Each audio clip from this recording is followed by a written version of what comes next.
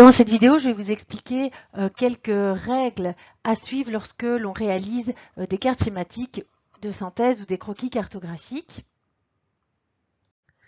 Napoléon disait qu'un bon croquis vaut mieux qu'un long discours, et ça c'est vraiment l'idée que vous devez garder en tête lorsque vous réalisez votre carte schématique de synthèse ou votre croquis cartographique, c'est qu'il s'agit bien d'un outil de communication, c'est-à-dire un outil qui essaye de faire passer un message. Et donc, il doit être évidemment le plus clair possible pour pouvoir remplir cette fonction de communication. Alors justement, quels critères doit remplir une carte schématique ou un croquis cartographique pour pouvoir justement remplir au mieux cette fonction de communication? Alors la première chose que la carte doit posséder, c'est un titre. D'accord? Alors ce titre, il doit préciser deux choses, le thème envisagé et alors le territoire envisagé. Alors là, je vous mets en plus la datation. La datation, c'est-à-dire le moment où les données ont été prélevées. Ça, c'est facultatif, c'est pas nécessairement toujours précisé en plus. Mais ce qui est vraiment important, c'est que vous puissiez préciser le thème de la carte et alors le territoire auquel la carte fait référence. Alors, la carte doit avoir un titre, mais le titre ne doit pas comprendre la nature du document. C'est vrai pour une carte, mais c'est vrai pour n'importe quel autre document. On ne met pas croquis cartographique 2 ou carte 2, ni on ne met pas synthèse 2 si on fait une synthèse par exemple. La nature du document ne doit pas être précisée dans le titre. Le titre ne fait référence qu'au contenu du document. La carte doit posséder également une orientation, c'est-à-dire simplement une rose des vents qui montre les points cardinaux. Alors, une carte doit aussi avoir, et c'est peut-être le plus important, doit avoir une légende. D'accord? Alors, pour pouvoir faire une légende correcte, il y a toute une série d'exigences auxquelles la légende doit répondre. La première, c'est d'être placée sur la même face que la carte. D'accord? Ça ne peut pas être sur le verso. On ne peut pas, à chaque fois qu'on a besoin de consulter la légende, devoir retourner la feuille. Donc, vous devez faire absolument la légende sur la même face que la carte. Le deuxième point, c'est qu'il faut bien comprendre que la légende, en fait, ce n'est jamais que des points, des lignes, des surfaces, des flèches qui vont avoir certes des formes, des couleurs différentes, d'accord, mais ce n'est jamais que finalement l'assemblage de ces quatre éléments-là. Il faut comprendre que l'objectif d'un croquis cartographique ou d'une carte schématique, c'est bien de simplifier l'information pour le lecteur. Vous devez absolument faire ce travail d'analyse et c'est par la légende que vous allez pouvoir le faire. D'accord? Donc ce que vous devez surtout pas faire, c'est recopier telle quelle la légende de la carte originale. Vous devez absolument faire cet effort qui montre que vous avez compris finalement le message véhiculé par les données. Donc, par exemple, si vous avez la carte ici de la densité de population, vous voyez que les postes plus clairs, ça correspond là où la population est moins dense, les plus foncés, c'est là où la population est plus dense. Mais voilà, vous devez me montrer que vous avez compris ceci en proposant, c'est un exemple ici, une légende qui serait les zones peu densément peuplées lorsque les couleurs sont claires et les zones plus densément peuplées lorsque les couleurs sont plus foncées. Ici, je vais un petit peu vous expliquer comment est-ce que vous allez faire les choix de ce que vous allez noter dans la légende, parce que qui dit légende, dit évidemment à un moment donné des choix cartographiques que vous allez devoir poser. Alors le premier conseil que je vais vous donner, c'est d'essayer de choisir des couleurs qui seront le plus possible cohérentes avec la réalité. C'est-à-dire que l'objectif ici, c'est d'essayer que le lecteur puisse instinctivement comprendre facilement le contenu de votre légende. Donc, je vous donne des exemples. Par exemple, vous allez essayer de mettre du bleu pour tout ce qui est eau, de mettre du vert pour les forêts, du jaune pour les champs. Ici, les populations, on va souvent choisir du rouge ou du brun. Alors, c'est vrai pour les couleurs, mais si vous avez des symboles qui sont, par exemple, des points ou des lignes, ben, vous choisissez plutôt une goutte d'eau pour une source, des rails pour un chemin de fer, etc. Donc, on essaye finalement d'avoir quelque chose qui est cohérent avec la réalité pour faciliter la lecture de la carte. Un autre point qui va vous guider dans vos choix cartographiques, c'est la distinction entre les données qualitatives et les données quantitatives. Alors des données quantitatives, c'est des données qui sont des nombres ou qui représentent elles-mêmes des nombres. Donc, par exemple, la densité de population, les précipitations, le taux de chômage, la croissance économique. Ici, je vous donne une série d'exemples. D'accord? Il y a ces données quantitatives, mais il y a aussi des données qui sont des données qualitatives, c'est-à-dire des données qui ne sont pas des nombres et qui ne représentent pas des nombres. Donc, par exemple, quelles sont les langues parlées? Quelles sont les religions qui sont pratiquées? Quelle est l'affectation des sols? Est-ce qu'on est avec des forêts? Est-ce qu'on est avec des champs? Voilà, ici, c'est bien des données, mais qui ne sont pas des données chiffrées. Alors, ce qu'il faut comprendre, c'est qu'on ne va pas représenter des données qualitatives de la même façon qu'on va représenter des données quantitatives. Pour les données quantitatives, on va utiliser des procédés quantitatifs, c'est-à-dire qu'on va faire varier, par exemple, si on a des points, on va faire varier la taille des points. Si c'est une petite ville, ça sera un petit point. Si c'est une grosse ville, ça sera un gros point. Idem pour les lignes, c'est-à-dire qu'on va faire varier l'épaisseur. C'est-à-dire que si par exemple on a un petit ruisseau, on aura un trait plus fin. Si on a un fleuve, on aura un trait beaucoup plus épais.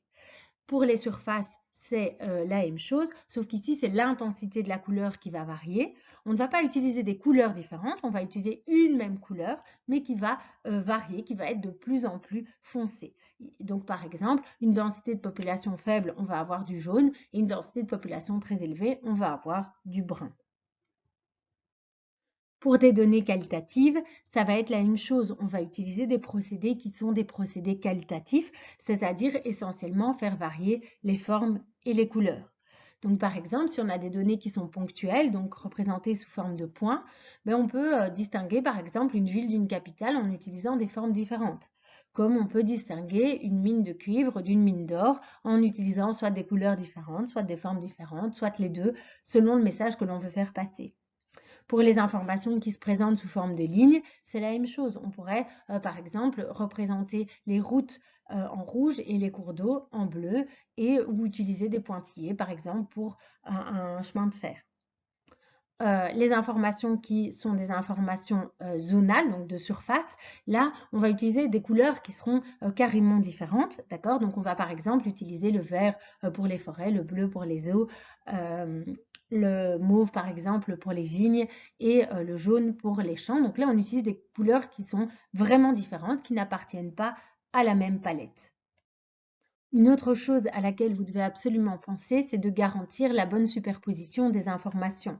On ne va pas pouvoir colorier une même zone plusieurs fois. Si par exemple on a une zone fort peuplée qui correspond aussi à une zone d'agriculture vivrière, par exemple, c'est pas possible de colorier deux fois dans la même couleur, donc il faut essayer de réfléchir à des stratégies de superposition. Alors ce qu'on peut faire, c'est colorier, on peut hachurer, on peut entourer, et comme ça, quelque part, on garantit une bonne lisibilité de la carte. Alors un dernier conseil concernant la légende, c'est à propos des noms de lieux. Donc il faut vraiment essayer de ne pas surcharger la légende avec des noms de lieux, c'est-à-dire que ça ne sert à rien de prévoir pour chaque nom de lieu un poste dans la légende et de gaspiller, entre guillemets, une couleur pour préciser le nom d'un lieu. Ici, je prends l'exemple du Kivu. Voilà, on ne va pas choisir une couleur dans la légende pour préciser que c'est le Kivu. Je dirais que pour la carte politique, où on doit préciser justement les pays frontaliers, là, on peut faire le choix d'attribuer à chaque pays frontalier une couleur différente, mais en dehors de cela, effectivement, il faut essayer davantage d'annoter avec des noms de lieux et encore ne pas le faire à outrance plutôt que d'encombrer la légende avec cela.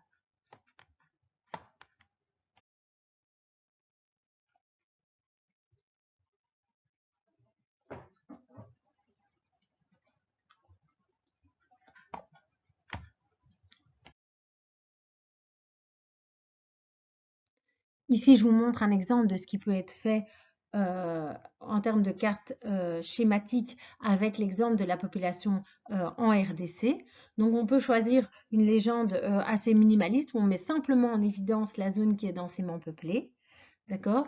Ou alors, on peut rajouter, pourquoi pas, mettre en évidence la zone aussi peu densément peuplée, où on pourrait rajouter, imaginer de rajouter un troisième poste, zone à densité de population moyenne. D'accord? Donc ici, l'objectif, c'est vraiment de pouvoir visualiser de manière schématique où se situe la population, c'est-à-dire, en l'occurrence, dans un axe qui va traverser le pays d'est en ouest, et puis à la frontière est de la République démocratique du Congo. Ici, je vous ai présenté donc un croquis cartographique sur la répartition de la population. Évidemment, ce qui est intéressant, c'est de pouvoir mettre plusieurs choses en lien, de travailler vraiment avec des couches d'informations. D'accord? Donc ici, on a par exemple la couche d'information population, mais de la rajouter avec d'autres. Alors ici, puisqu'on parlait de la République démocratique du Congo, je vous propose un autre exemple qui permet justement de saisir ce que j'entends par couche d'information.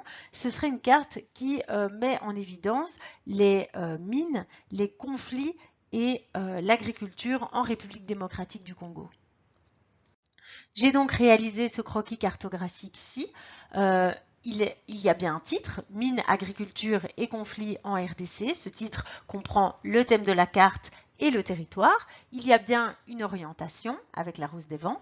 Et alors j'ai choisi de mettre les mines assurées en noir, les zones de conflit en rouge et les cultures vivrières intensives en vert, dans un souci de respecter un minimum la cohérence avec la réalité. D'accord? J'ai aussi choisi à la fois d'entourer, d'assurer et de colorier pour pouvoir garantir la superposition des informations.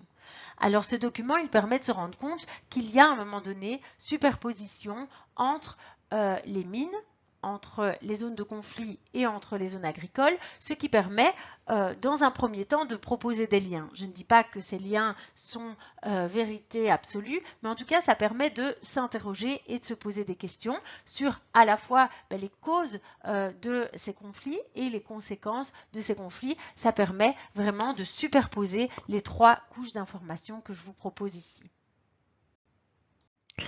J'ai commencé la vidéo en vous citant Napoléon qui disait qu'un bon dessin vaut mieux qu'un long discours. Je terminerai la vidéo en disant qu'un bon dessin vaut mieux qu'un mauvais dessin. Et donc, c'était bien l'objectif de la vidéo de vous montrer comment est-ce qu'on peut justement améliorer ces dessins qui sont vraiment des outils de communication.